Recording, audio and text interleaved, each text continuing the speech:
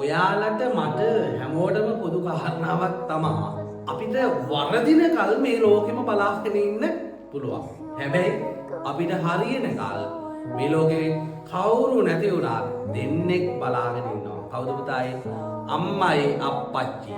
ඔයාට පොත ගන්න කම්මැලි හිතෙනවා නම් පාඩම් කරන්න මතක තියාගන්න. ඔයාට ওই මොහොත උදා කරන්න ඔයාගේ තාත්තයි අම්මයි පුදුමාකාර කැමති ප්‍රමාණයක් කරලා තියෙනවා.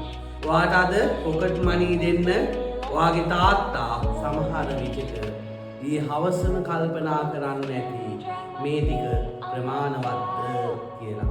ඒකින්ද දරුවෝ හැම වෙලාවකම මොනවා කරන්න ගියත් ඔයාගේ අම්මයි අප්පච්චිටයි සතුටක් මේකෙන් ඇති වෙනවාද කියලා හිතලා අම්මයි අප්පච්චි සතුටු වෙන දේවල් ලෝකේ ඕන තරම් කරන්න.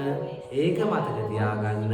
ඒක නිසා ඔයා අම්මටයි අප්පච්චිටයි ආදරේ කරනවා නම් ඔයා ජීවිතේ ගොඩ දාගන්න ඕන කියන එක මතක තියාගන්න ඕන මගේ පුතේ.